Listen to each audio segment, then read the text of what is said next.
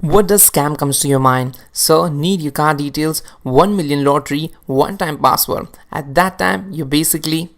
रख रख तेरी माँ की रख. But these are the day-to-day scams which are mostly targeted for few thousands of dollars.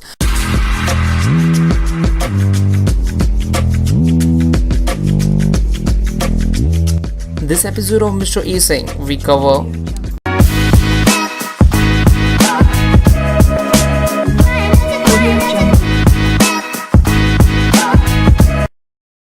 one interesting scam was Brix. In 1993, the Canadian mining company Brix thought it had struck big.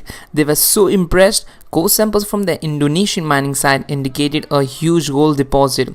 Here comes the interesting part. What they didn't know was the geologist Michael de Guzman had modified the samples. A process of adding gold to a sample to deceive potential investors. He shaved gold off his wedding ring and added to drilling samples. That's really clever and stupid at the same time. And now he added another $61,000 of gold that he bought from river prospectors.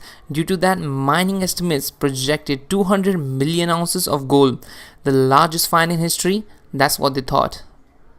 Brix stock went from $0.30 to $280 per share, but now things started to go wrong. Independent geologists saw flaw in the samples. The gold shape was inconsistent with gold from a normal core sample. And in 1997, on his way to a meeting in Indonesia, de Guzman fell 800 feet from helicopter. The body was found 4 days later, half eaten by wild boars. It was ruled suicide, but many people think that de Guzman faked his own death to avoid prosecution.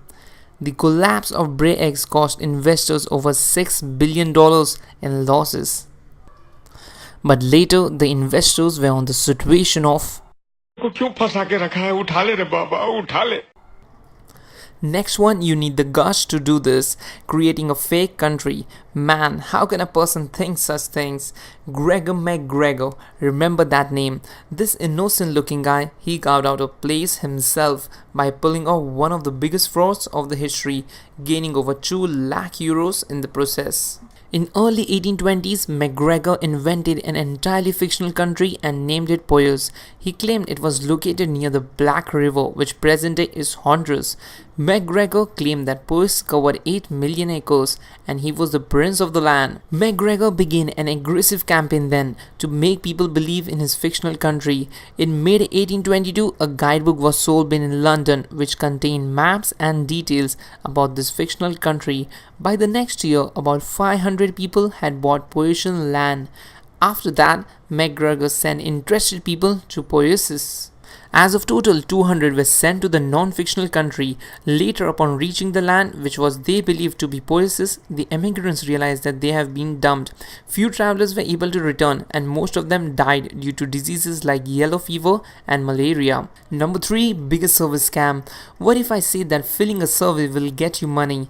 How does it sound? Everyone has that feeling. This big freaking thing has cost $32 million scam.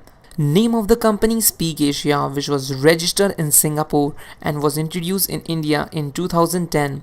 Basically, you invest like $100 and fill a survey.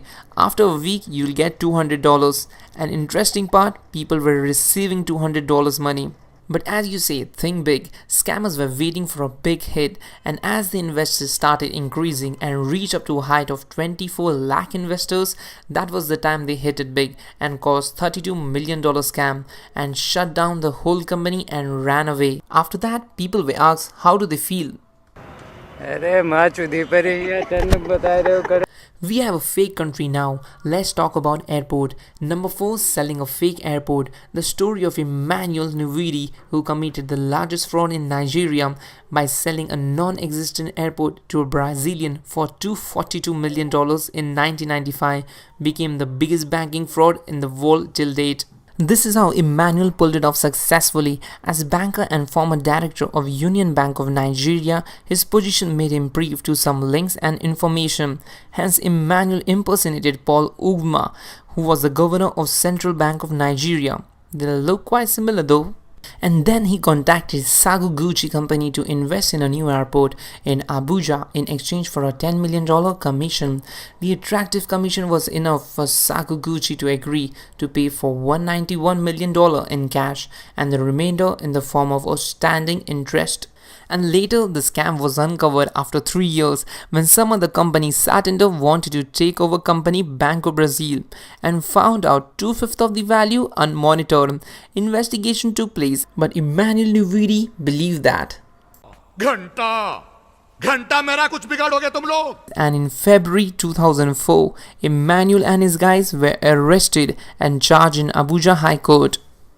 These were some crazy scams that took place around the globe. If you really like this video, you can watch more stuff. On the left side, you will find how do billionaires use internet for shopping and dating, and on the right, 10 astonishing facts that happen around the world.